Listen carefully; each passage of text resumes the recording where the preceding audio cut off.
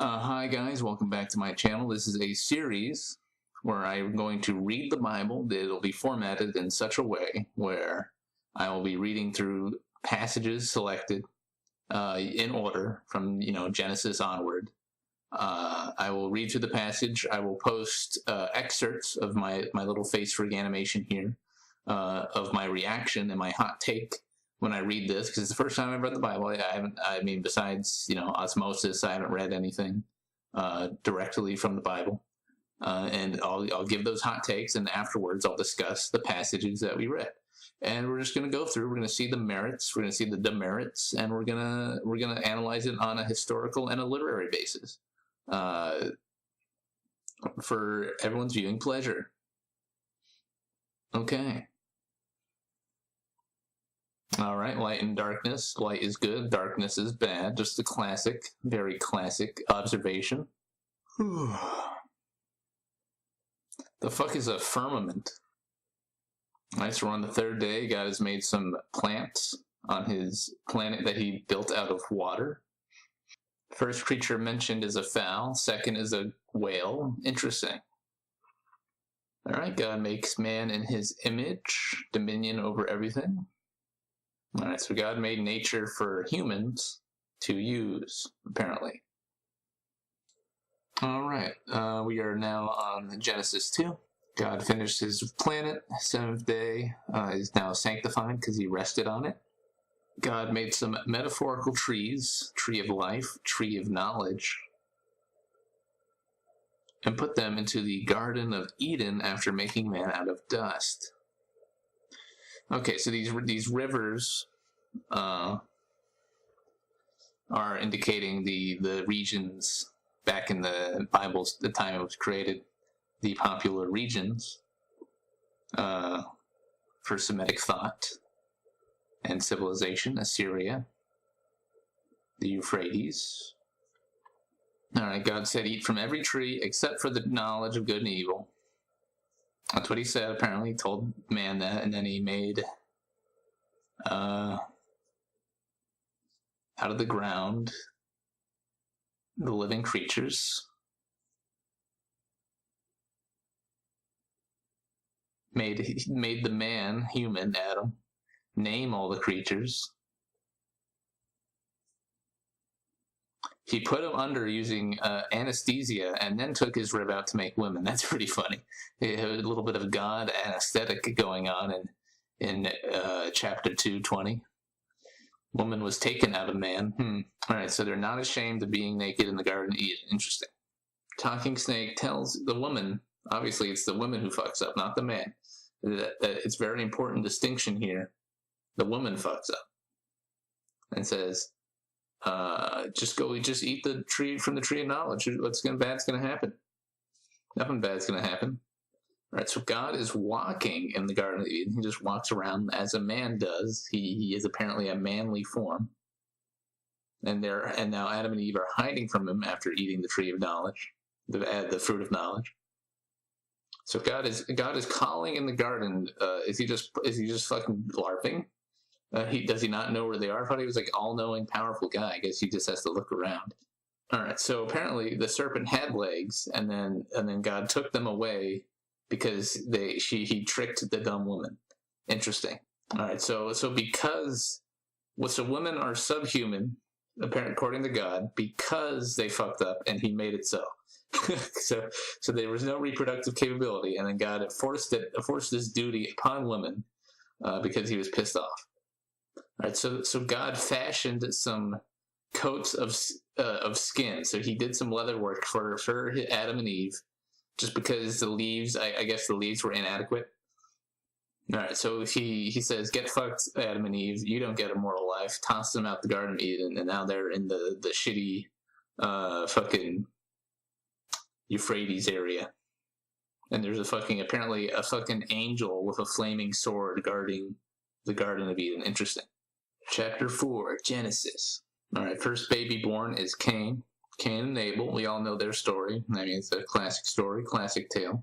All right, so God thinks Cain is a shitter, and because of this, Cain is sad.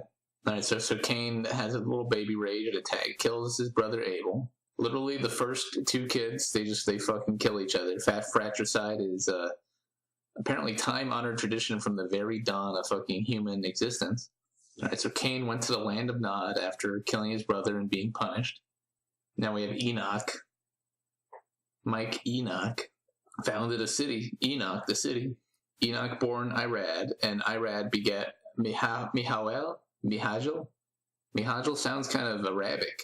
Sounds kind of like an Arabic name. And Mihajel begat Mephuzel. Mephuzel begat Lamech. These are all, very Hebrew names. All right, kind of like a polytheistic tale, the various sons born from Enoch rule various things, such as cattle, and the father of the harp and the organ, and of brass and iron and such. Interesting. Sounds like some Wee West Kings shit, to be honest. Genesis 5. All right, so Adam's second son after the failed Cain and Abel experience. We got Seth. All right, so Adam lived 930 years just pumping out kids. Interesting. Wait, so Seth lived 105 years before he had his first kid, Enos, and then 807 more years having more kids. I don't really get the point of that, but okay. So everyone's living like a fucking millennia and having tons of children. I guess this is to explain why everybody's around. I don't fucking know. All right, so they're going through the genealogical details of how long all these people lived that were said to be like the father of the harp and the bronze and all this shit. I guess for historical purposes, I don't really know. They're all living like millennia long, 300 years. It's kind of weird. So Enoch just got abducted by God, apparently. Okay. Yeah, this is like the exposition dump of the story. Just exposition of how long everybody lived and what kids they had. I guess the Bible's not going to be interesting all the time. All right, so after 182 years, he has a son named Noah. Obviously, we all know what ends up happening with Noah. All right, so this is just a genealogical chapter. Not really all that interesting. Genesis chapter 6. All right, so even though we went over all these people having tons of kids, men are now multiplying in chapter 6. All right, so the sons of God choose fair wives. They don't choose ugly wives. Ugly wives die alone, apparently. Giants back. All right, so apparently there's giants back in the day. Giants. So God repents for making man and giants who end up being evil. So God repents that he made all this shit and he's gonna fuck with it. But he only likes Noah. Noah's the only person he likes. So there are the generations of Noah. He was just. So it's because of his birthright that God likes him. God's kind of a fickle guy. He likes a pure Aryan line, if you will. So humans are living in a Weimar state of violence and indulgence, and God gets fucking fed up with it, and he says, Noah, go make an ark of gopher wood. I don't know what gopher wood is. So he gives the dimensions of the ark, which break I think if you... For all you Bible fundamentalists out there, the dimensions of the ark are actually not physically feasible unless this gopher wood is like the strength of carbon nanotubes. But we're not gonna dwell on that one too long. How volume increases exponentially of size, so it just crashed under its own weight. Don't worry about it. All right, so Noah puts 2 of every sort into the ark, as we all know, and he built this giant fucking boat. Genesis 7. So every clean beast, apparently there's unclean beasts, and that he takes only the righteous clean ones into the ark. All right, so it will take God 40 days to wipe all life from the face of the earth using water. Interesting. Noah was 600 years old when the flood started. It's just a long-lived, healthy guy. So you got 2 of every fucking species, including 2 of the vent worms and the vent crabs that live in the bottom of the ocean. I guess sea life doesn't actually care about the flood, so not really mentioning sea life here. Yes, 2 of every super poisonous spider that I don't know. You can't really, you can't really say Noah's Ark happened at this point. All right, so it took Noah 7 days to get all of every species that exists into the fucking ark. Okay, so Noah had 3 wives. Wait, no, 3 wives of his son. Okay, never mind. Noah's sons, each and all their wives, so the whole family was in the boat. Okay, so yeah. So it says aquatic life is fine. Aquatic life, God is down with the fish. God loves fish, and so he didn't kill any of them. He just killed all the land-dwelling life because humans fucked up. Genesis 8. So the water of the great flood all goes away. The two of every species, I don't know exactly, I guess what point in history this happens exactly would depend on what species are there, but there's going to be a fucking lot, like a few million species in the ark in that fucking bunch of cubits. Although I guess you could, I don't know, I don't think there's a combination of all these modern species that would then lead to the current evolutionary status. Yeah, don't worry about it. Like, the Noah's Ark's fucking dumb. People, like you can't really make a realistic Noah's Ark thing. So Noah is scouting the surroundings using ravens and doves that he can communicate with. And the dove is using a leaf, a olive branch to communicate. That's where that comes from. So Noah took some stuff from all the animals to offer to the god. I don't know what he means by, like, did he take their, like, feathers, their feces? I don't know. What did he offer and burn to make God? Did he kill them? Like, because there was only 2 left. So I hope he didn't kill them. I don't fucking know. Maybe some theologians can enlighten me on that one. And so because God liked the smell of the burnt stuff, he said, okay, I'm not gonna baby rage and destroy everything ever again. And so God, again, after killing everything, says, Noah, all of this shit's for you. You're the humans rule. And he says, don't be a cannibal to Noah, which is, I guess, a reasonable thing. All right, so God establishes the covenant, whatever that means. Okay, so the covenant is a promise by God he's not going to flood and kill everything again. So just to remind himself not to fuck up again, he puts a bow in a cloud. So after all this, obviously, harrowing experience, Noah opens a vineyard and becomes a drunkard, apparently. That's interesting. They were ashamed of the drunk, naked father, and so they covered him. All right, so because his son Canaan, his grandson Canaan saw his dick, he gets mad and says, by God, you are going to be a servant of this other guy, Shem. So after that drunken episode, Noah lives 350 years additionally, and on addition of his 600 years, so 950 years. That's a good solid number of time for a human being. Genesis 10. So this is another genealogical chapter. We go over all the sons of Noah and how many sons they have and all this other stuff. All the original Hebrew Jewish names: Ashkenaz, Ripnef, Togarmah. Yeah, a bunch of names from the Bible. I don't know if these are accurate to the old Hebrew. Maybe not. This is the old English 1600s KGB. So I don't know. And I don't know how to pronounce Hebrew, so forgive me if there's any Jews there watching. I'm sorry, I guess. So some of those sons form the kingdom of Babel, and then some other people build Nineveh, Rehoboth, and Calah. The Canaanites border up to Sidon and to Gerar unto Gaza. And then Sodom and Gomorrah and all these other cities and places that obviously are around the Middle East, Euphrates region. So these are talking, yes, about ancient cities, some of which are known to me, some of which are not, like Mesha. So yes, all of Noah's sons form all these nations that border all these other nations. It's honestly, it's kind of a rough description. Doesn't explain why every nation is there, but I guess that's fine. Genesis chapter 11. All right, so the whole of the earth was one language. Everybody in the whole of the earth, not mentioning the Chinese and the Indians, I mean, and all these other people that were supposedly born of Noah, but we don't care about them right now. That's okay. All right, so they build the Tower of Babel, and God gets upset that they're trying to go up there, and it's an affront to fucking God. They're building a tower to him to reach him, and then he just smashes that shit and says, "Oh, you can't speak, you can't understand each other's language anymore. Get fucked." I guess that works. So more genealogical records of people living hundreds and hundreds of years, interesting, and having dozens of sons to try to explain away where everybody ends up, I guess. So Abram and Nahor go to live in the land of Canaan and come into a place called Haran.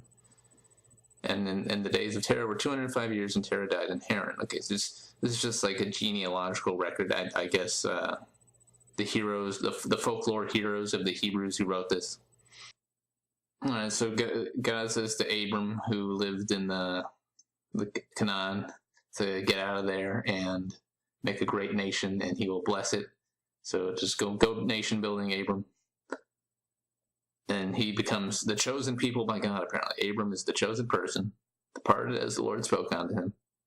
And he was 75 years old when he set out on this nation building conquest. He just 75, very hardy at 75. All right, so Abram ends up in the plain of Morah, I don't know how to pronounce it. And he builds an altar. And then, so Abram, the blessed guy, they're having food trouble, so they swing by Egypt. He thinks his cute wife will be saved somehow. Woman was taken into Pharaoh's house. So because they took Abram's wife, the God threw down some fucking plagues. And Pharaoh's like, what the fuck, Abram? Why didn't you just tell me it was your wife? Are you gay or something? I don't know. And that's a valid complaint. The Pharaoh's like, wow, why are you just fucking me over like this, making me suffer God's wrath? And so, after this, the Pharaoh just sends them away. He's just like, what the fuck? Why did you give me your wife and then make me break some fucking vows and cause plagues? Yeah, what the fuck, Abram? Why did you do that? Genesis 13. All right, Abram leaves Egypt after fucking with the Pharaoh. They go south, go into Bethel. All right, so his group of people, they just can't, not enough food. And the various Canaanites are now battling over over how to raise their cattle. So Lot gets mad at Abram for causing his cattle to starve, and then leaves for the plain of Jordan. Abram stays in the land of Canaan and pitches tent towards Sodom. Apparently Sodom is full of wicked sinners. It's been there a while, and I don't know who founded it. They didn't really explain how Sodom came around, but okay. So God bequeathed another nice land to Abram in Marm, which is in Hebron, and built there an altar to the Lord. Okay, so Abram's just running around the fucking Middle East countryside looking for decent land. Interesting story.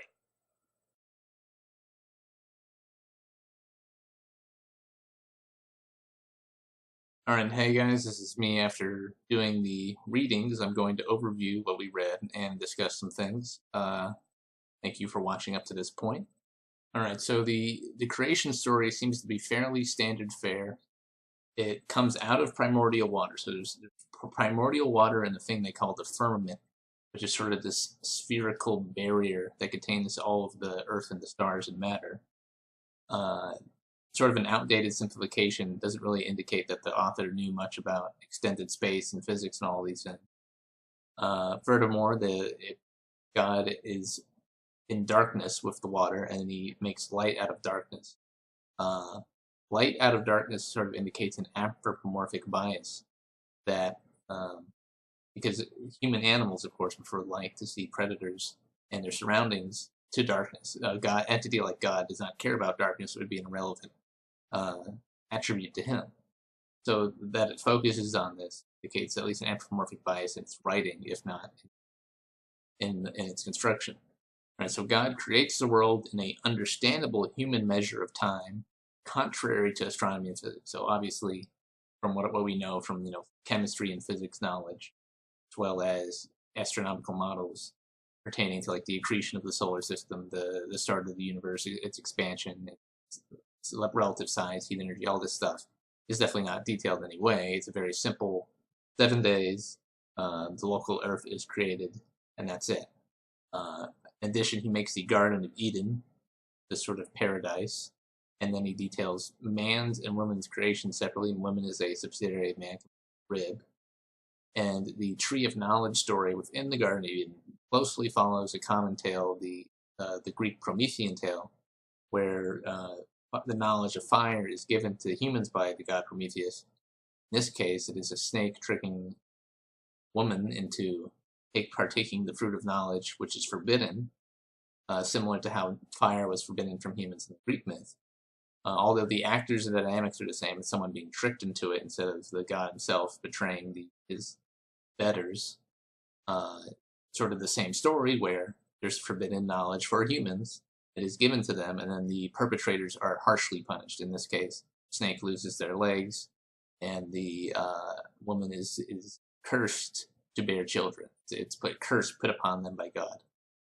After this, there is a simple parable of morality involving Cain and Abel, and why murder and envy are bad things. The structure and content of early Genesis is very simple compared to the later structure. This is likely intentional by the writer or the organizer of these texts to make it easier for the children, obviously being taught this at an early age, or new converts who need a simple introduction to things. So the simplest stories are coming very at the start of Genesis here. Cain and Abel, obviously, is sort of a classical brotherly competition tale. All right, so after the Cain and Abel parable, the story just sort of descends into genealogical records where Adam and Eve's children are living thousands of years, or well, hundreds of years, up to 1,000 years. And it then describes how all of these children and people in the world become degenerate and are doing terrible things and full of sin, and how the only person God likes is Noah. He then ordains a flood and the ark, as we all know. Presumably, the heathen nations like China, the Aboriginals, the Native Americans, all these other races of people that aren't really mentioned in the creation tale might be around then, and then the flood might be localized to Mesopotamia, although it's sort of implied it's a world flood. I'm not sure on that. If that the implication is the whole world floods. That's what it sort of says. But it would have to be Mesopotamia otherwise. Where did all these other people come from? The Chinese, all these other races and ethnicities. The geographical bias from being only in the Mesopotamia and then having creation like be in the River of Jordan and the Euphrates and all these areas sort of points to human creation. It points to a primitive human conception and creation of the stories, and not really some sort of godly entity with all-knowing knowledge and preconception. Point to have everything centered in just this Mesopotamian area. Not to mention that there are the possibilities related to the dimensions of the ark and its material. If it was made that way, the inverse square law would make it crash under its own weight because volume increases exponentially with the size of something. So even if it followed the cubits as described in the King James Version of the Bible, it would crash. It would just can't physically exist. So I guess you could hand wave that away with like the help of God's blessing on it or something. But and not to mention the combination of species needed to create the biodiversity present in the broader world, which is probably why hardcore Christians dislike evolution, is because it can't really be explained by the fundamental Noah's Ark story if it was a whole world flood. All right, so after the Noah story, the Genesis shifts into describing the nation building of Abram, presumably in the ancestral lands of Judaism, and their genealogical records and such descended from Noah. But on a whole, as these 13 chapters, it seems they're not radically different from Egyptian creation myths or Babylonian epics. They all seem to be it seems to be a run-of-the-mill story of a national or tribal religion recounting why this tribe is special and why it is ordained and how things came about. Just a simple sort of story. The exception for the time being, there's a monotheistic God instead of a pantheon of various gods. This doesn't seem to be wholly followed even in Genesis, because various sons of Adam and Eve are described as living up to 1,000 years, and then also described as being like the father of the harp and or the mother of brass and iron, sort of like a pantheon of polytheistic gods. There's these people who are sort of the founders, the founding sort of superhuman 1,000-year lived people, sort of like a demigod of sorts. And then there's also the angels, which sort of indicate there's these beyond human. Of course, God has given all authority above them, but it sort of indicates that it's not purely monotheistic in the sense there's just God and then humans, and then the natural world. Final interesting observation in this pre-Jesus era is that Abram freely deceives the Pharaoh of Egypt, claiming his wife is his sister when they arrive near Egypt because of famine. This bit of trickery causes Egypt to fall into plague, sort of a just, wholly lying situation. And it seems, at least in this current time of the story the Bible is describing, God doesn't give a fuck if you are being untruthful. It's not a moral that's important. And doing things like sending your wife over to cause theological damage to an opponent is fair game. All right, so in conclusion, I was just reading chapters 1 through 13. I was having some trouble doing the audio and video because this is my first time doing these sorts of this pre-recorded scripted thing. And I've did a lot of troubleshooting over the week, and I figured out how I'm going to move forward with it. So I'll try to do one video a week. It'll be very slow going. I'll do two if I get like really into reading the Bible. I just don't want to, burn myself out of getting bored of reading the Bible, because I could see that happening pretty easily if it continues to be genealogical records rather than moral parables or interesting bits of history. I mean, they're reading it blind, so I don't know where it's going that much. Thanks for watching, guys. I hope this helped you read along if you were lacking the motivation to do so, or just needed something to fill the dead air. I'll try to do one a week. Thanks for watching.